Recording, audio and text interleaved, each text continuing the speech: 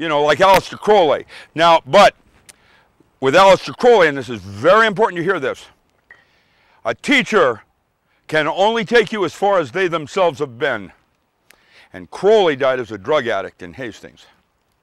It's Madame Curie died of radiation too. That doesn't mean they were dumb or stupid or limited. As we explore, and Leary was an explorer, so was Crowley. What is that, Diary of a Drug Fiend? There you go. That part has risk and history of the risk. Madame Curie died of radiation poisoning, you know, so, you know, there it is. And she was a brilliant woman. So, with that perspective, today what I'm going to try to do is open one of your circuits. I'm going to show you how to play with it. I'll show you how to practice with it. And I'm going to hopefully see some of you form a psychic certification program for hotlines and all that bullshit that's going on now. Because, you know, when a psychic, and there's all kinds of psychics in this world that can do things.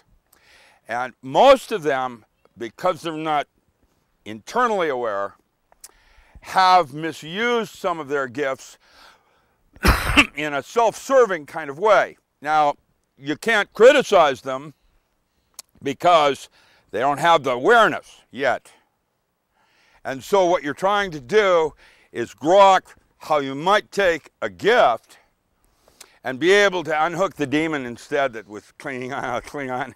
You know, garlic works really good. What I do when someone's bad in my house, I will take a piece of garlic and I'll walk around every room, every corner, so I have a big seal of garlic. That works for me. How about you? That's Psychic Self-Defense by Dion Fortune.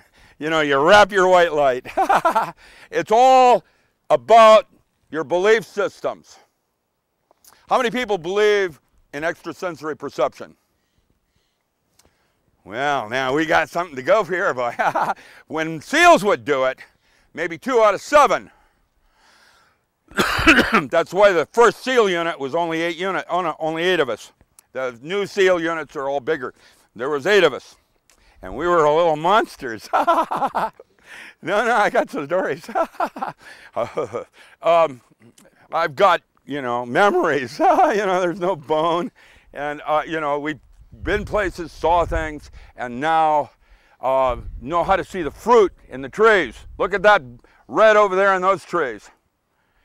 Teaching you how to see things far away and right here in front of you. Because guess what? Space and time are not real. And that means it's not really extrasensory perception. And why? Extrasensory, Dr. Rind in the 30s broke the phenomena into 2 categories. There was extrasensory perception and PK phenomena. Now, PK phenomena was outside the body, and ESP was inside the body. And while I have delved in this area with remote viewing and things of that nature, that's dangerous. As I'm doing my little Tai Chi, and I'm a monkey warts on the limb. You know, this part was broken into 5 categories. And we're going to talk about each one because the work I did, and I have videos of me at Mission Control when I worked with Edgar Mitchell.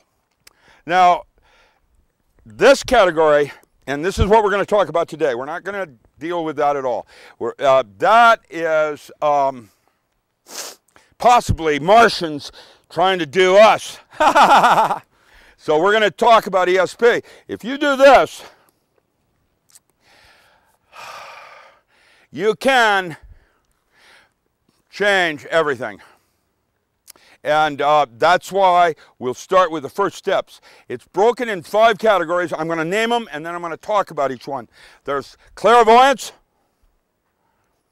telepathy, precognition. I went through a senior ADD moment there. Astral projection, and radiesthesia. You know, like Hieronymus. And all the Japanese lanterns above you fell down in a nice little pod thing. With that, see, nobody ever noticed that Japanese lantern right behind you there. Whoops, there it is. And so, with that said, clairvoyance, all extrasensory information is brought into consciousness. This place right here that I am, not over here or there, this place, via a hallucination of some form. You either hear it, clairaudience, you feel it, clairascension, or clairvoyance, you see it. You know, you're seeing clairvoyance, clairaudience, clairascension. It's an important concept there. It means that what you're actually experiencing isn't really real. There's a grain of information that has to go through some sort of weird filter process so you can get it. But the fact is, you have it all. And what you need to do is focus on individual spots. So my first book, the ESP book, talks at the 8th chapter, talks about the different depths of hypnosis. Hypnosis is you listening to my voice, sleep now, ha ha ha, but excluding the river. And that, everybody has a little different on that. And that is called the depth of hypnosis. And what we wanted was a way to measure the depth of hypnosis. How deep is he? How up is he? And so in the 8th chapter, what I've done is I've broken it down into categories like this is where your nose goes numb. This is where, you know, different stages that I could measure from a physical plane point of view and say, oh, he's in stage 7, you know, as opposed to 12. And it's for you to tell me how many, and hopefully your boys and children and all that will write a better book on doing it better than I did as another step on understanding what's really going on. Good luck on that. If you have any questions while I'm going, you know, I'm better responding to questions than I am just lecturing. But I need to do that now, I guess. Okay, so clairvoyance, clairaudience, clairascension, telepathy. Now, the experiments that I did with Edgar Mitchell, there were a bunch of them we did, and how we did them was that they didn't know they were going to do these tests until he was already moving toward the moon, and he said, I won't do anything more unless we do these tests. They brought me in.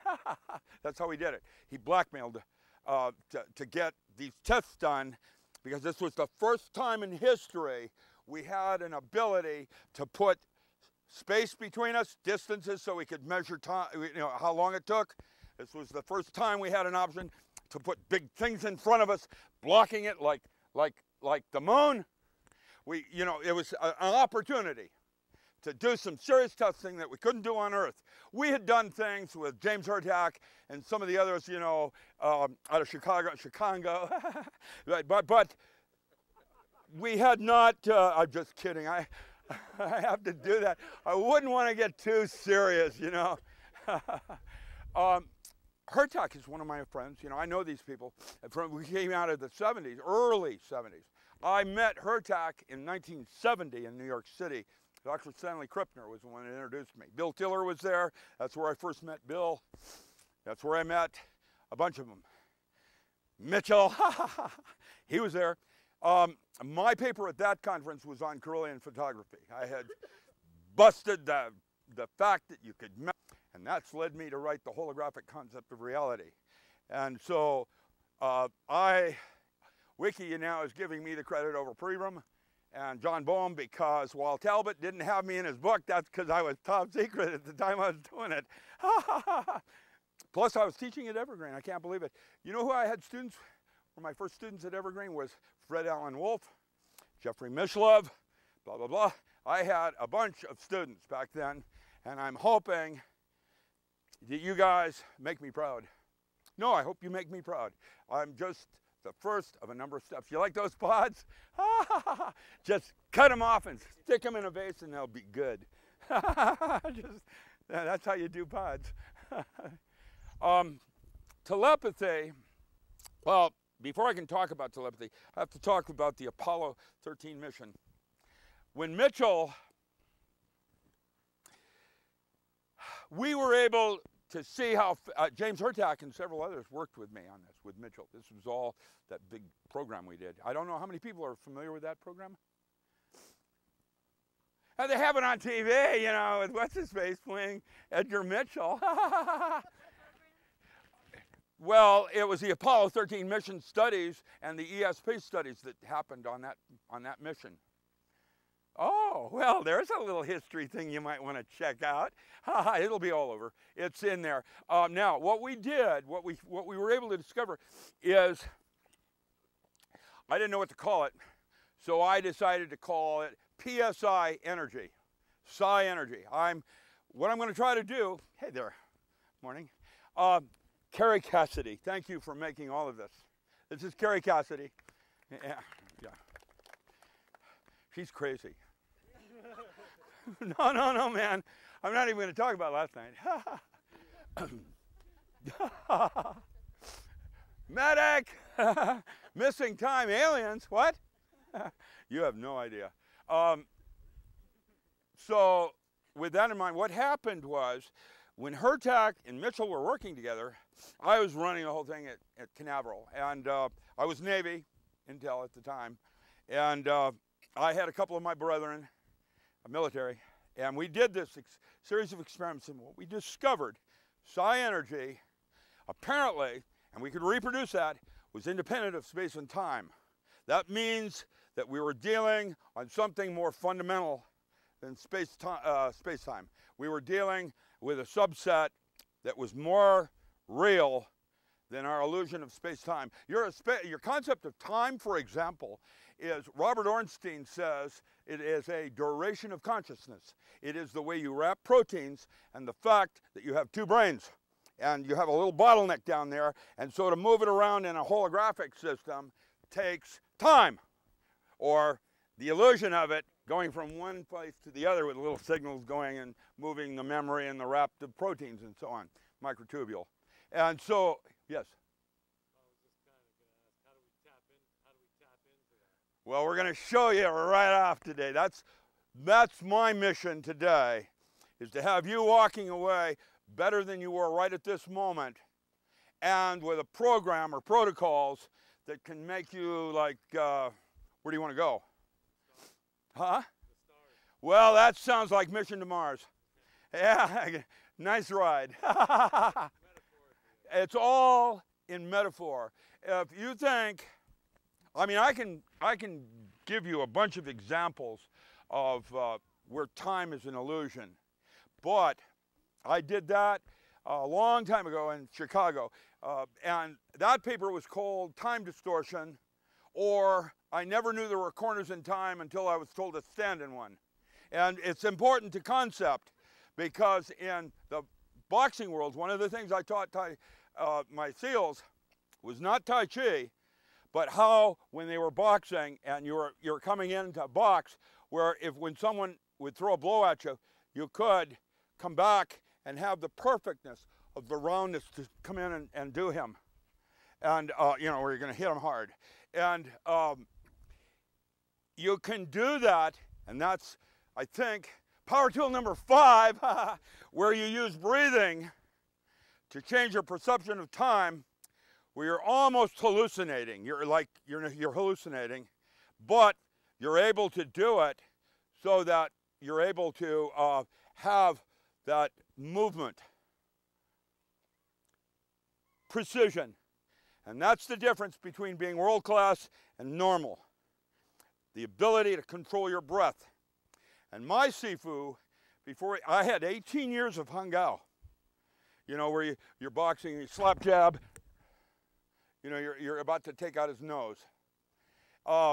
And 18 years, and my Sifu then had me do just simple walk, where I learned how to walk for 1 year. Didn't teach me the form. You know, there's double sword. How many people are familiar with Tai Chi's? Okay, what happened was, where I was world champion, was the double sword, where I extended my chi. Because when I was able to do that, what the 8th movement in Tai Chi is where you have weapons, where you're extending your chi. And so it's a breath thing. And it has nothing to do with weapons. In other words, that when we get into the lawn local mind, like a 4th stage telepath, you can sweep four blocks. You can learn how to do that kind of thing. Okay, conceptually. So if it's independent of space-time, that means we're dealing with a new kind of energy that is, say, more fundamental than force times mass. I mean, you know, the momentums, the energies, the concepts. The force part was what we're trying to understand what a force is in this system. What is a force? You know, action, reaction, when you push, shove, boom, boom, boom. The force in this case is your thought form. And if you're dealing inside the mind, and these 5 categories that we're talking about, telepathy is where you take your consciousness and you put it over there. And clairvoyance is where the information is there and you bring it here. So astral projection is where you take more to go there. And precognition and retrognition, past and future events. Amish, sorry, I was trained by the best. Yeah, you bet. The idea of moving energy from inside the body, of form, sampling and bringing it back, and then translating it into a hallucination of clairaudience, clairvoyance, clairascension, one of the 5 senses. Now it turns out, in my 3rd book, I'm writing it right now, there's a whole bunch of senses in the body that we haven't even paid attention to yet, and this is going to be the next stage in evolution. One of them is avian bird mechanisms for flight. You have paracoupling in your eyes just like the pigeon does. That means you know where the magnetic fields are, paracoupling. It'll be in my book on how it all works, just like photosynthesis, using a holographic system. These simple things, they come out of it as solutions when you structure a universe this way as opposed to a quantum universe, which is this way.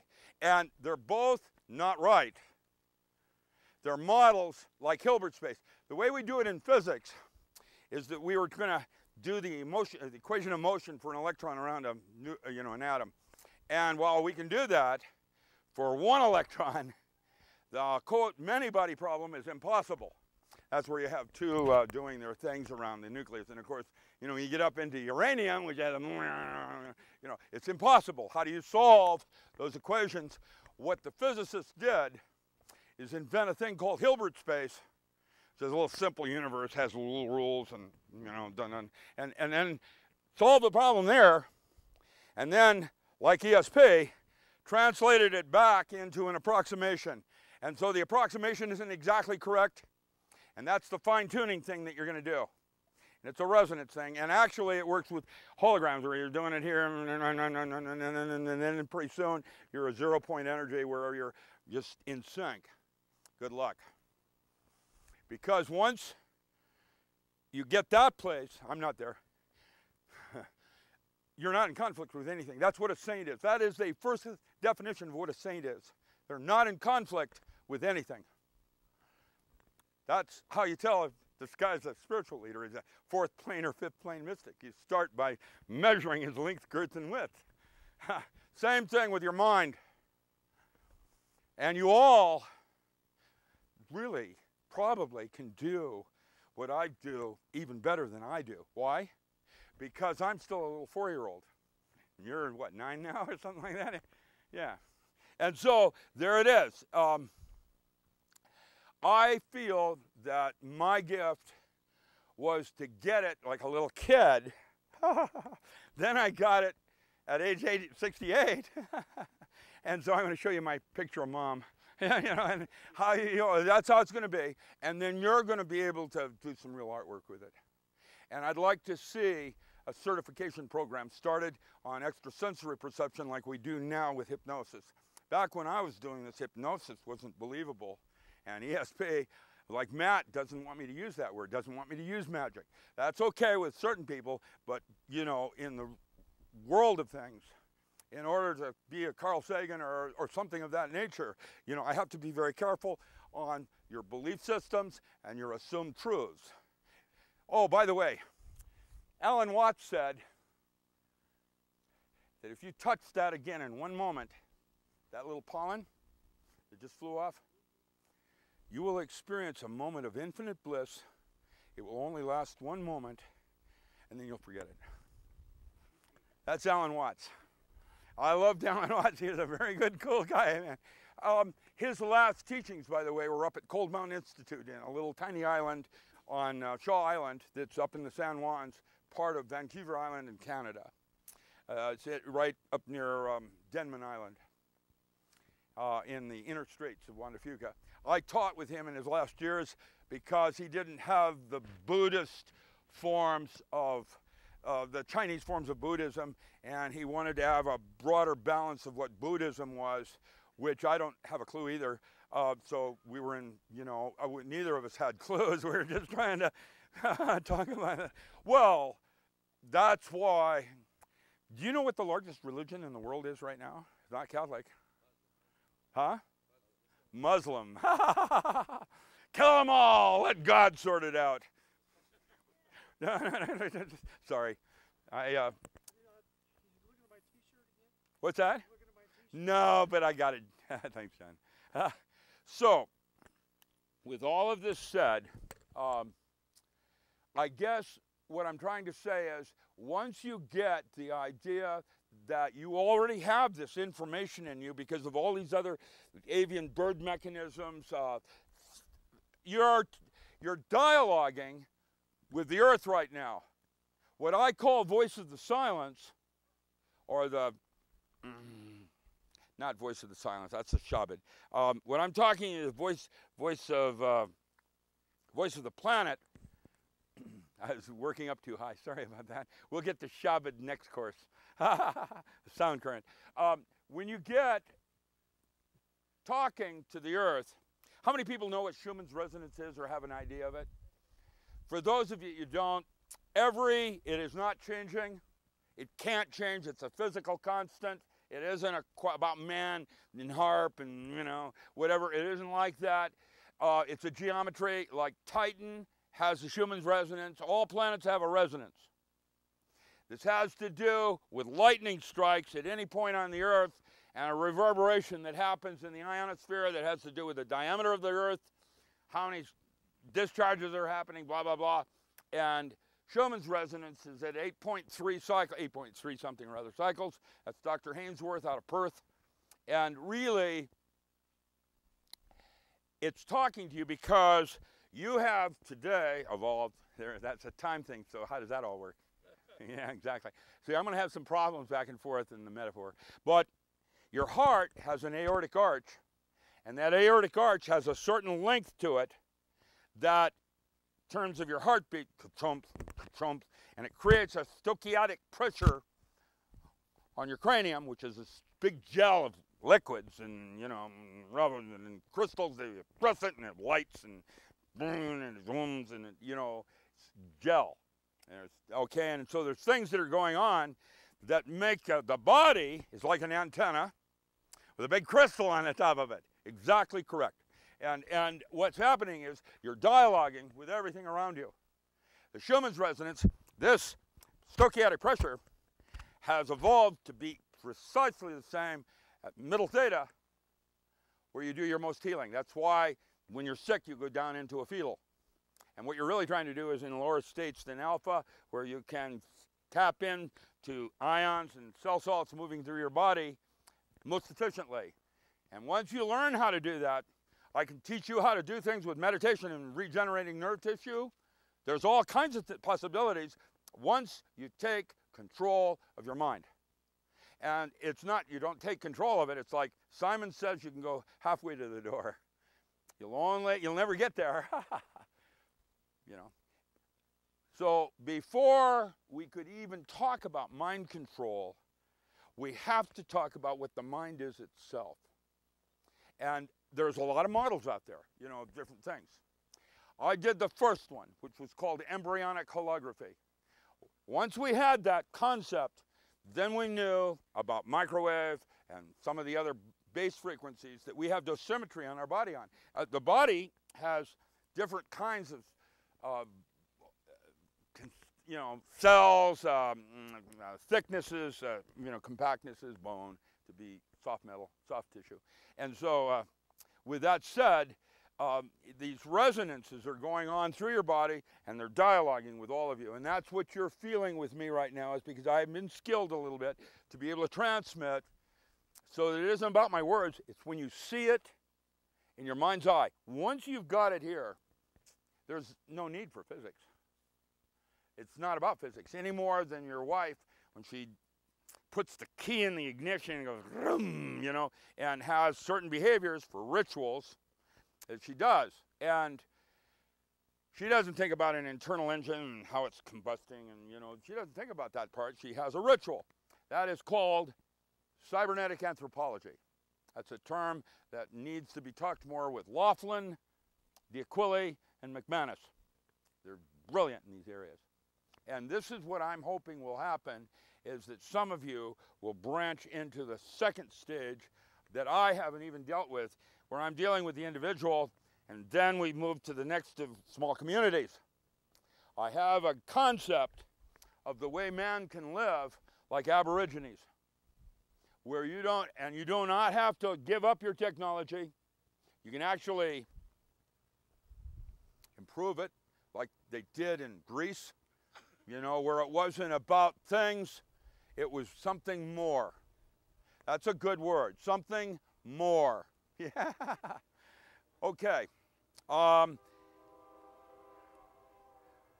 What I want to do, I haven't finished them all. Astral projection is where I go, my consciousness goes to a place and gets the information and brings it back to my body, as opposed to clairvoyance where the information comes to me, or telepathy where I push it there.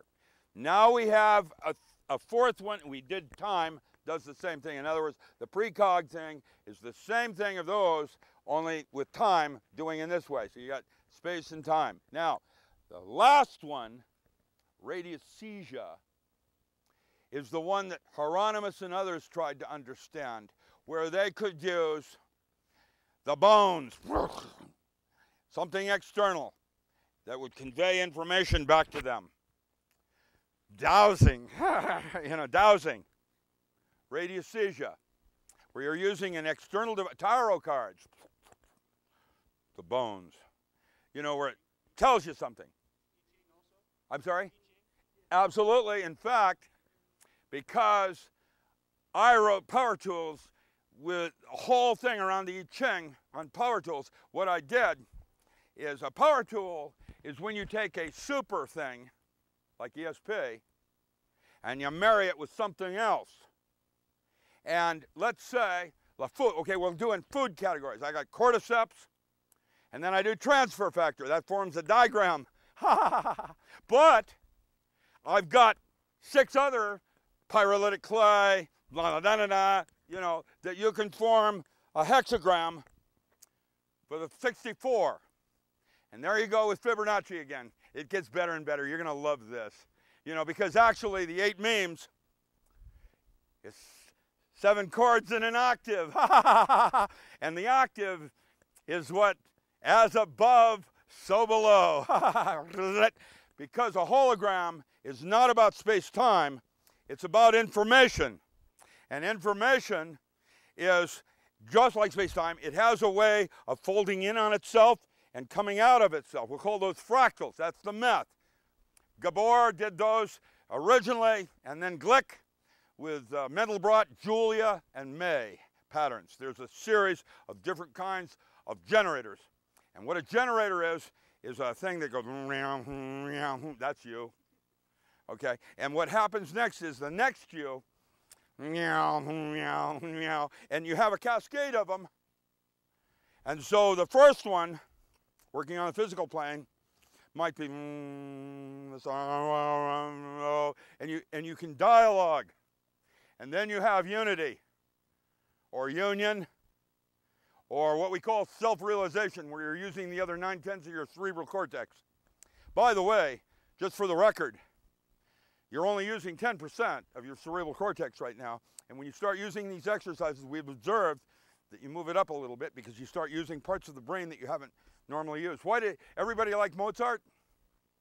We call that the Mozart effect, because what that music is doing is stimulating a part of your brain that's gotten sluggish, and you can't get enough of it, even if you're a savage. There's something about it that draws you to it because it's exercising a part of you that you wouldn't normally otherwise think. If you want to know more about how that happened, read Steve Gaskin's The Farm Guy. Well, what makes a good biofeedback system when we get to it is how many options you have when you hit a learning plateau. You know, everybody can get something and they're starting to, oh, I get it, you know, up to a place, and then they stop. And you turn a different feedback, and then they go up on more, and you break plateaus. Learning plateaus is what that's called. And so what you want to do is have a unit. You're going to try to control your mind, you know, alpha, whatever. You want to have one that has 4 to 20 different ways you can feed the signal back. You know, different ways that cause you to learn how to hear things in your body. Good luck. This is not an easy thing to do, and it's an awareness. That's the aha. How many of you think about LSD therapy? Just kidding. I can give you all a jump start figuring it out. You got all of that, yeah? Cool. Okay, so what we're going to do is, I can't do the questionnaire, but the questionnaire was designed so that I could get the very top possibilities. It wasn't whether or not they were psychic. What we were measuring was their ability and intuition. That's where the first SEALs were. They were not muscles. They weren't, you know, like building pipe bombs, and, you know. What I wanted was someone that when they were in the field and they didn't know what to do, could make a correct decision. There might not be any options, and there's no way out. You know, that I've been in I was in a lifeboat for 4.5 days. Huh. And I can tell you that you really don't know. None of us do. But you can have a better sense of assimilating the experience so that you can do something with it, you know, as a tool or something. And that's why one of the mandates that I wanted all my leads to have is that everything happens for a reason, and everything happens leads to something better. It's all about you getting more and more control of your own biosphere. The Greek and the old cultures used to talk about that as autark, supreme individual sovereignty. It's not possible. In my second book, instead of doing the different physical forms of measuring depths of hypnosis, the second book on power tools now talks about an ontology of mystical states. John Curtis Gowan. It's on my website as a teaser, right on the homepage. You can run down there, and it's chapter 8, mystical states of consciousness. And why we want that is like with physical plane, where we're measuring a physical parameter on your body to know how deep you are in gnosis. That's why, because I want to know what place is for best guessing, as opposed to pain, as opposed to, see what I'm saying? In all of these conscious states, and they're all grouped, you can do something in those states that you cannot do in a conscious waking state. And that's why God gave them to you. Yes, sir? You're talking about a lot of complex kind of subjects a little Yes. bit, you know. And I just kind of was wondering if there was any way that we could kind of just, you know, Simplify it. yeah, Simplify. right, exactly, or get kind of some of the applications of those, I think he's going to drill down later. topics. Well, no, yeah, we're going to get to that. Yeah. I'm going to actually show you protocols. But your point's well taken. My point to you is I'm talking to some part of you that you're not even getting consciously yet. Okay. And watch when you read what you get each time you read it a second time. I'm trying to be real precision in the levels of the information. Information is extremely important. It is more fundamental. And what a fractal is about is the way information folds in on itself or out of itself. And once you have that concept that it's about information, not what's going to happen, space-time, events, blah, blah, blah, like Plato. Once you have that, then your growth curve in grasping information becomes statistical inferences are up. We were taking people just like you, and in less than 2 months, your decision making, you know, for throwing the crowd, you know, calling Powerball or whatever, 400 times. 400 times, not 400%, 400 times over where you were. Beyond statistical inference, and what the whole thing means is, it's beyond space-time, and you already have that information because you have a whole bunch of other things going on that have nothing to do with space or time. They're illusions, just like ego. And I don't mean to interrupt you. No, yeah. You said the questions were kind of, you liked that a little bit better to kind of move through that way. I'm sorry? Oh, no, you said you wanted questions, you know what I mean? Yeah, no, I absolutely, thank you. You bet. In fact, it's good. The simple part is for simple people. You're not at all. You're a very complex person, and I'm hoping that at some point you'll see what I didn't see for a long time myself until I finally started to understand that's why I invented a holographic universe to be juxtaposed from a quantum universe and trying to fit consciousness into quantum universes. It won't work that way because quantum universes deal with entanglement and decoherence, whereas a holographic universe deals with information and the resolution of the information. It's a way of cascading information of which space-time is just a simple subset. That means that it's possible for you to change space and time. In fact, this body that you've been given is actually a space-time machine. In fact, they talk about it in Merkaba mysticism, and it goes all through history with the throne chariot of God and Ezekiel and his vision. The same thing, it's a geometry. Okay, so what I'm going to do now, and if I could have a couple of people help me, everybody's going to need, this is going to be like in today, this is going to be like in Man in Black when the guy's in there and they're all trying to do their thing on there. Yeah, because in fact, I didn't mean it to be that way. I wanted it to be with tables, and we don't have the tables. So we're going to pass these out, and I'm going to test you. And I want you to keep these papers because you're going to use the same paper. So you're going to do, what? Okay, someone start passing the, make it up. The bad problem is there are different layers of demons out there, and some of them, you're trying to help someone, see you as a more tasty morsel. You got to be really careful what you do out there, you know, in terms of what you do and what you choose not to do, because that's not my path. Right. Okay. With that clarity, we're going to do a test. And what I'm going to, thank you. Where's my sheet? I need a branch. I want you to put your name and at the top and a date. If you want to do anything more, I really don't care. How many people want to keep these, or would you like to give them to me? Doesn't matter. I like to, when I teach, oh, I'm getting all messed up here, aren't I? I like to, I keep records. I have, when I taught at the University of Washington, I have old registrations from 1972, people where they signed their name, their date, and everything like that. I've got it goes way, way back, because I've been doing this a long time, and what I'd like to try to do today, so you don't need to put anything other than name and the date for you, so you know when you did it. And what we're going to do is you got 5 squares there. I'd like everybody to envision like on star, envision a center line going right down there for test 1 and test 2. And you do that with each of these. We're going to do 30 cards, and you're going to try to guess which card I'm holding, and you put that in the very close part. Let me get, like this. You put a little check. Okay, so when we do 30, you should have 30 checks. You can count them. If there's more than 30, you blew it. So I'll say number 1, and then you put one of the 5 across there.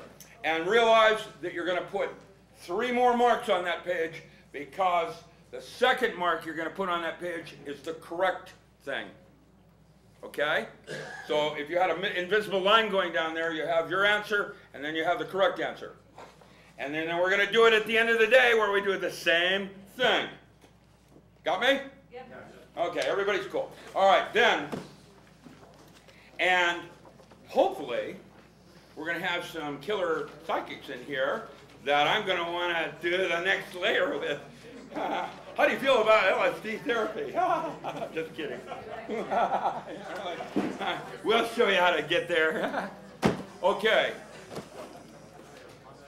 So today's date is the 14th, correct? Yes. Hey there. Do you want me to take care of the real answer? No, I'm doing this. Thank you, Lenny. Test prime. Okay, and you know, I've been doing this for a long, long time. And what I did is I found, what's that? No? Oh, no.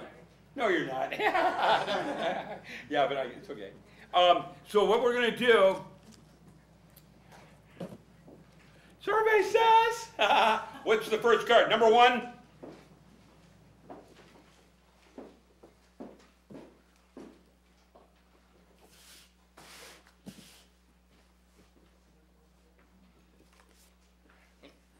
Damn it.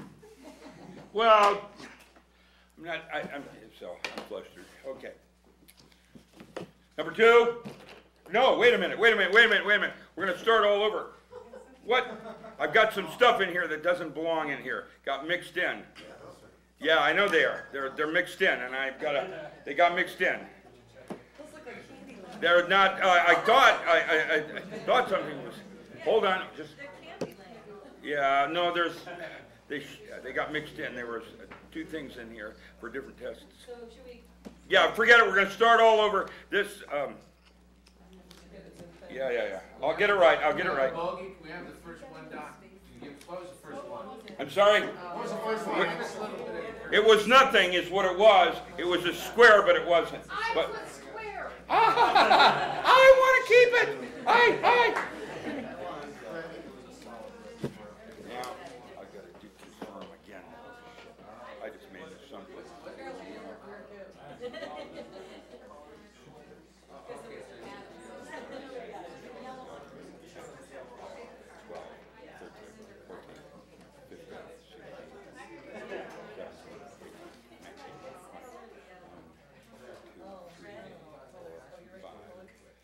Okay, now I saw this got mixed up too. I had it rubber banded right, and they were wrong. Now they're not. Okay, I'm going to have to reorganize this because it got all mixed up. I'll get it right. Here, I'm going to fix this so it's not right.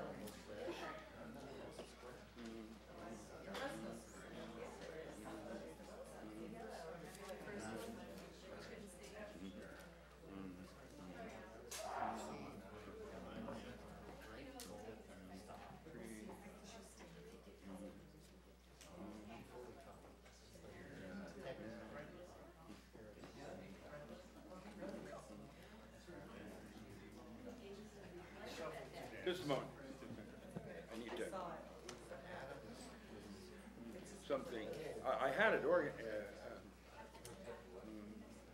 Just take your time, we're here. Yeah, okay. But just talk while you're doing it. That's all we want. 5 times 30, I should have 5 times 30 should be 80. Wait a minute, yeah. I want to do 30. I'm going to do run of 30, so that means I need 6. With Harishi Modiyama. He had put a person in a Faraday cage, and then they had a test subject on the outside, not a test subject, the transmitter, and that person would try to cause changes in your biochemistry and your body with the mind. You know, like, I'm going to increase your heart rate. And I would start to do that, and I had a Faraday cage between you, and we had individuals that could actually, one-on-one, change your heart rate going through a Faraday cage. That meant it wasn't electromagnetic. Okay, and we did that. That was Harishi Modiyama. I have all of his original stuff. That was in the early 70s that he was doing that out of Japan. And today they got Emoto, you know, doing his meeting Emotos and emitting. But this has been doing for a long time, similar, same path, each year, each person, refining it, putting a different edge on it, a spin, you know, that kind of thing. What I want you to realize is that none of this is me, it's you. And really, you can take wherever you are, and you can be an incredible psychic, you know. And if we do 1 out of 5, what's your final score good at for baseline of 30 tests? 20%. 5 would be 6. You should have 6 should be normal. If you have above normal, 15%. I'm sorry? No, I didn't. 15%, right? No, not 15. If you had 6 out of 30, 6 out of 30, you would be normal. That's right. So if you had 8, in the test that I did when I was at Llewellyn at Gnosticon, I had 18 out of 20, 19 out of 20, 17 out of 20, 18 out of 20, 20 out of 20, and the nearest one, Gene Dixon, was somewhere around 12 or 13. Now, it wasn't about me. And so Magus is just a place in the path of things. You know, all of you are number 5. You're all Hierophants. You know, where the angels fear to tread. The magician, when he's not sure, he'll send a Hierophant in to do his work for him because they get off. That's like a two-star general or something. You know, they're expendable. Hierophant.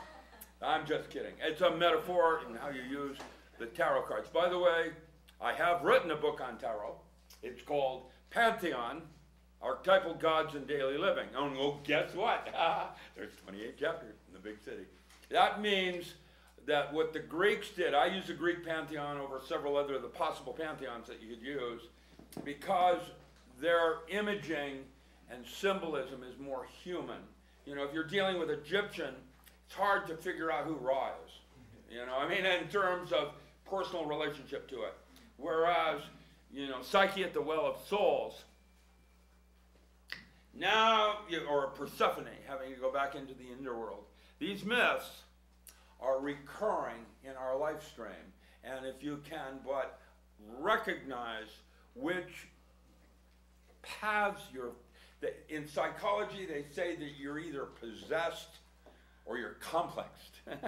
That means you have one God working through you or a multiple of gods. Possessed or complexed. Doesn't sound very good, huh? But it is, it's okay. Because once you know the story that you're following, you know how the ending comes out. Is that what you want? You know, each myth has a story. And the Greeks captured this internal part of ourselves as a mythology. And a myth, rituals, which we're doing right now. We're going to do a little ritual here. It is the celebration of a myth. Okay. So we're going to start off, and it's going to be one of, and I'm purposefully not looking at them because there's a reason I don't want to do that. I don't want to do that. What I'll do is I put it up to my forehead like Swami says, And then I'll look at it when I go to write it down myself. Please try to, so that I'm blanked out. Maybe. Doctor, Yeah. do you want us to go with the very first instinct? Do you want us to The first thing that you think it is your best guess, by the way. Not your second one where you've just now done some logic. Okay. Oh, I've done 4 other squares. Maybe I should. Well, I mean, I want you to understand that you're going to make some wrong squares, and so if you just did square and you did it all the way through, guess what? You're normal. Or maybe not. There you go. That's how that works. All right. Number 1.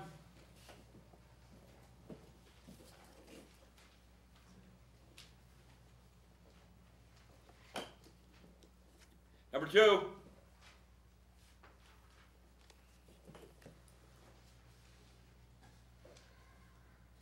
I need a pair of glasses. No, I need a pair of glasses. They're in my my computer case. Okay. Not a big deal. Just Number 3. I'm blind.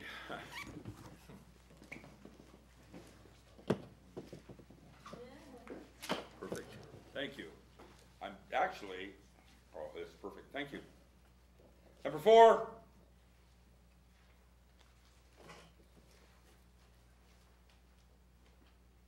Number 5.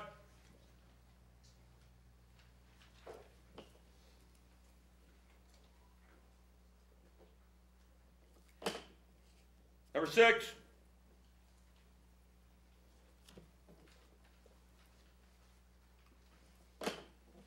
Number 7.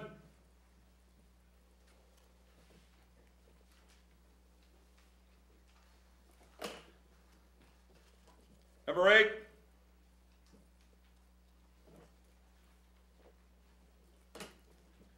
Number 9.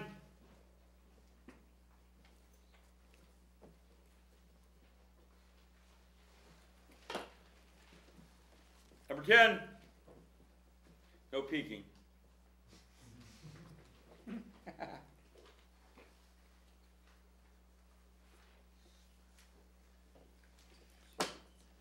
Number 11.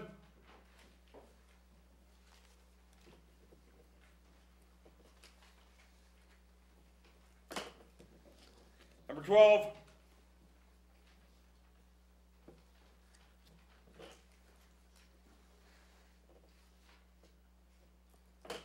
Number 13.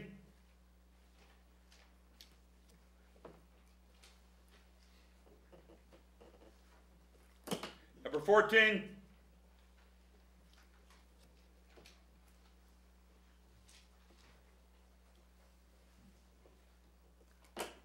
Number 15.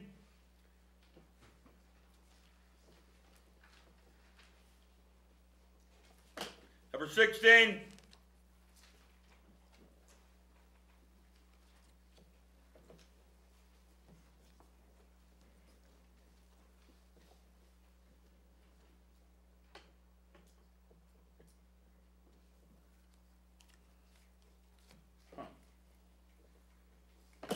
Number 17.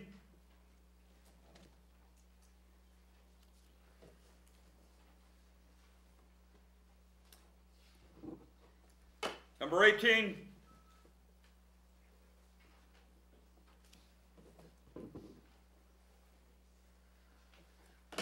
Number 19.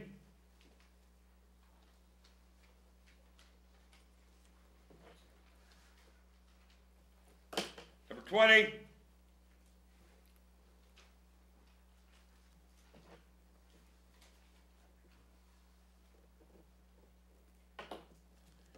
Number 21.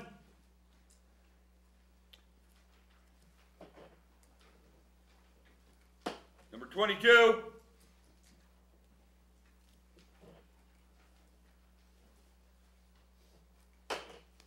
Number 23.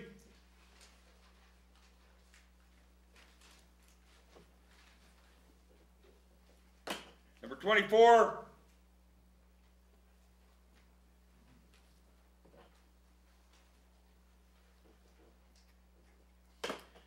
Number 25.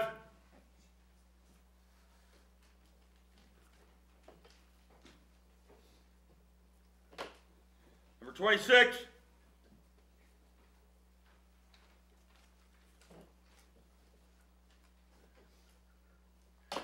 '27.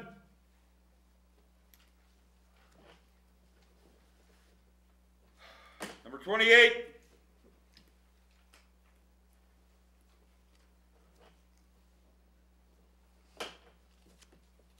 Number 29.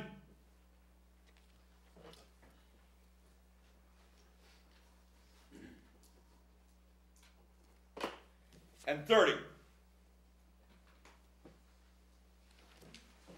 Now, what we're going to do is we're going to find out how y'all did. And I'm going to read you the correct answer. And what you do is you put it in the inside of the left-hand side thing of the line down the star, let's say, and you put the correct answer next to that line as opposed to that line so that you can do a count of how many you had right or not. Got me? Okay. Number 1, I'm going to read you the correct answers now. Are you all ready? Ready. Okay. Number 1 is star. Oh my God. Number 2 is square. Number 3 is atom. Number 4 is square. Number 4 is spiral. I'm sorry. Nice try. Someone just did that to me too. I'll watch.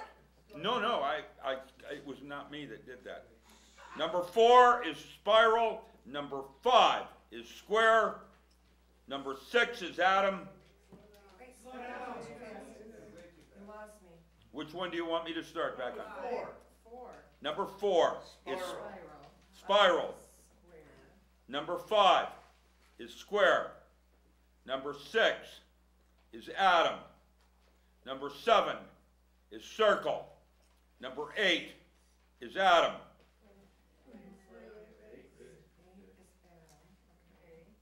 Number 9 is atom.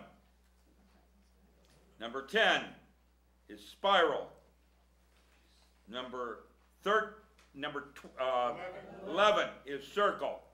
That is good work. Number 12 is square. Oh, square. Number 13 is square. Number 14 is spiral. Number 15 is atom. Number 16. 15 is atom. I'm sorry? 15 atoms. 15 is atom. Okay. Number 16, atom. Number 17, star. Number 18, circle. Number 19, circle. Number 20, spiral. Number 21, 20 is spiral. What was 18? I'm sorry. 18 was circle.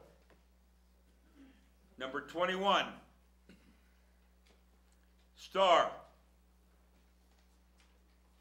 Number 22 is square. Number 23 is spiral.